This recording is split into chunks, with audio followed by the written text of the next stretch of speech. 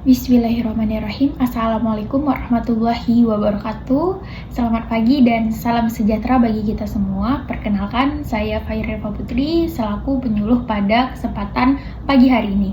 Yang terhormat Bapak dan Ibu Kepala Desa serta hadirin yang mengikuti kegiatan penyuluh pada hari ini. Puji dan syukur kita panjatkan kepada Allah Subhanahu wa taala karena atas nikmat dan kemurahannya kita diberikan kesempatan untuk dapat mengikuti kegiatan penyuluhan dengan tema pengendalian hama terpadu pada tanaman padi. Nah, semoga memberikan manfaat bagi kita semua. Selamat menyaksikan. Baik, Bapak dan Ibu, para hadirin sekalian, penting untuk kita mengetahui bahwasannya serangan hama pada tanaman padi bukan hanya menyebabkan hasil panen menjadi menurun, tetapi juga dapat mengancam pendapatan dan ketahanan pangan keluarga petani. Penggunaan pestisida kimia yang secara terus-menerus memang kelihatan lebih cepat, namun dalam jangka panjang dapat membuat hama semakin kebal, biaya produksi semakin meningkat, tanah menjadi rusak, dan musuh alami ikut mati. Jika hal ini terus dibiarkan, maka petani ataupun Bapak Ibu sekalian akan bergantung pada pestisida tanpa menyelesaikan masalah utama. Oleh karena itu, pengendalian hama terpadu menjadi langkah penting untuk mengendalikan hama secara tepat, hemat, aman, dan berkelanjutan agar sawah tetap produktif, lingkungan tetap terjaga, dan hasil panen semakin meningkat. Nah, Bapak Ibu sekalian, dalam melakukan pengendalian hama terpadu ini terdapat beberapa teknik, di mana yang pertama itu ada kultur teknis seperti penanaman serempak dan pemupukan yang berimbang. Yang kedua itu ada pengendalian biologis dengan memanfaatkan musuh alami. Dan yang ketiga itu ada pengendalian mekanis dengan melakukan pemasangan perangkap. Serta yang terakhir itu ada pengendalian kimiawi dengan menggunakan pestisida secara tepat sebagai pilihan terakhir. Nah, PHT atau pengendalian hama terpadu ini memiliki beberapa kelebihan karena dapat mengurangi penggunaan pestisida, kemudian menjaga lingkungan, meningkatkan hasil panen, dan mendukung pertanian yang berkelanjutan. Namun, di sisi lain, penerapan pengendalian hama terpadu ini juga memiliki kelemahan, yaitu yang pertama membutuhkan pengetahuan yang lebih luas, pengamatan rutin, waktu yang lebih lama, serta hasilnya itu dipengaruhi oleh kondisi lingkungan dan juga cuaca.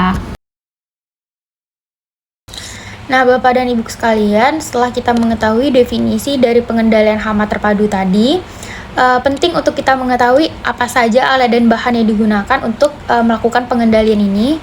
Yang pertama itu ada alat yang digunakan. Yang pertama ada alat perangkap yellow trap yang digunakan untuk menangkap serangga yang terbang, kemudian ada perangkap lampu, kemudian ada perangkap feromon yang digunakan untuk memantau dan menarik hama yang spesifik, kemudian ada jaring serangga digunakan untuk menangkap serangga hama, kemudian ada hand lens digunakan untuk pengamatan hama dan musuh alami, ada gelas ukur digunakan untuk takaran larutan pestisida nabati ataupun hayati, ada sprayer yang digunakan untuk pengaplikasikan pestisida nabati ataupun hayati, ada gunting pangkas untuk sanitasi dan memangkas tanaman yang terserang, ada ember untuk mencampur bahan larutan, kemudian sarung tangan untuk melindungi tangan saat pengaplikasian bahan, sepatu boot untuk keamanan saat di sawah, masker dan kacamata untuk perlindungan saat aplikasi. Nah, adapun bahan yang digunakan untuk pengendalian hama terpadu ini, yang pertama itu ada bahan hayati terdiri dari Beauveria bassiana, itu merupakan jamur entomopatogen yang digunakan untuk mengendalikan serangga hama. Kemudian ada Metarhizium spp, ini merupakan jamur entomopatogen untuk mengendalikan serangga hama. Kemudian ada Trichogramma spp, ini digunakan untuk sebagai parasitoid telur hama seperti penggerek batang. Kemudian ada Bacillus thuringiensis, ini merupakan bakteri untuk mengendalikan larva hama. Kemudian ada bahan nabati. Nah, bahan nabati ini ada daun nimba yang digunakan untuk menghambat makan dan pertumbuhan hama. Kemudian ada bawang putih yang bersifat sebagai penolak ataupun anti jamur. Kemudian ada cabai bersifat sebagai penolak dan racun kontak.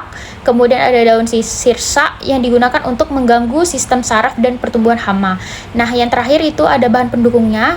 Yang pertama sekali itu ada jerami ataupun kompos, kemudian ada dedak halus digunakan untuk umpan perangkap dan pakan musuh alami, kemudian ada pupuk organik atau POC, dan yang terakhir itu ada kapur pertanian. Itu pemberiannya untuk memperbaiki pH tanah dan mendukung kesuburan tanah.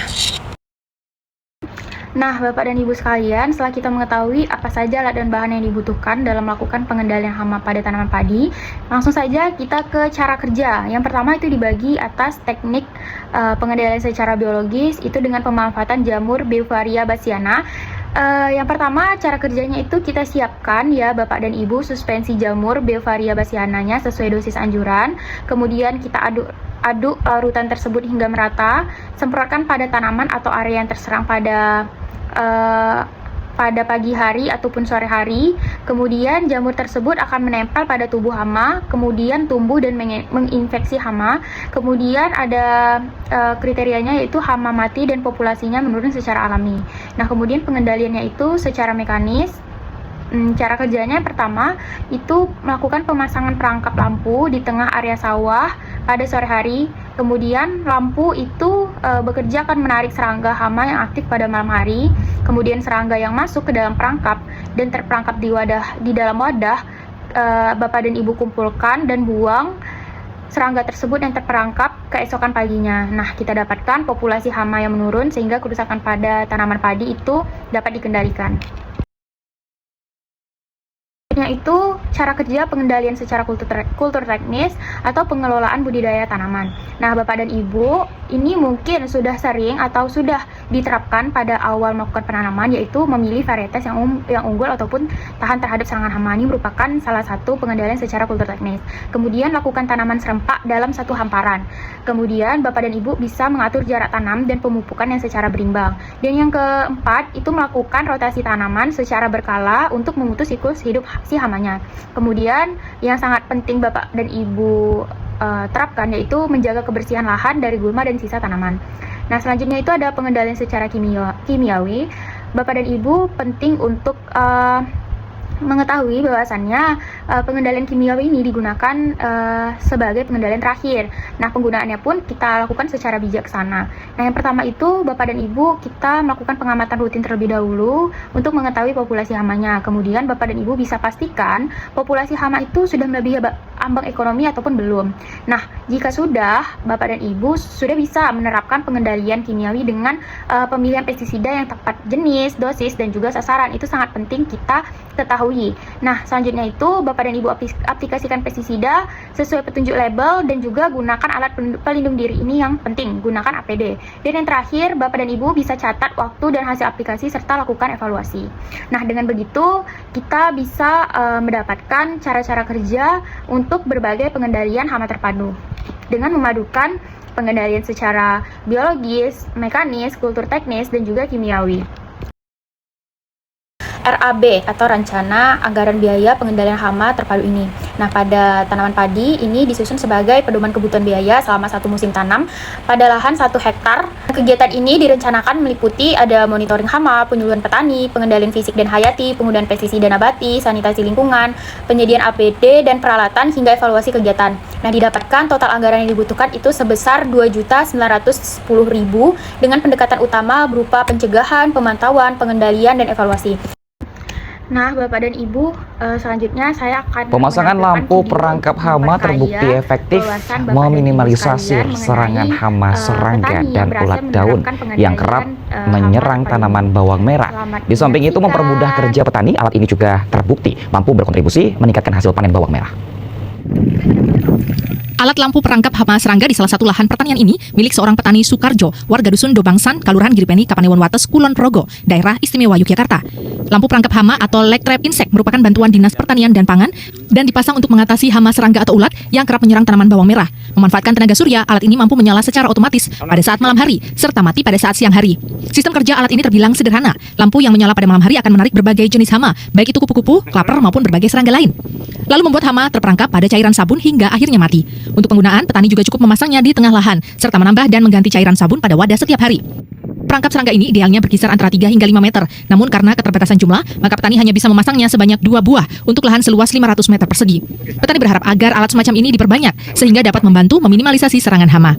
Sekian yang bisa saya sampaikan pada kesempatan pagi hari ini. Semoga apapun yang saya sampaikan dapat bermanfaat bagi Bapak dan Ibu sekalian. Nah, untuk info lebih lanjut itu bisa menghubungi WA dan Instagram saya yang tertera di sini dan juga lokasi tempat tinggal saya. Nah, bagi Bapak dan Ibu yang bisa ataupun yang mau konsultasi itu free dengan cara mendatangi saya secara langsung di lokasi yang tertera di bawah sini.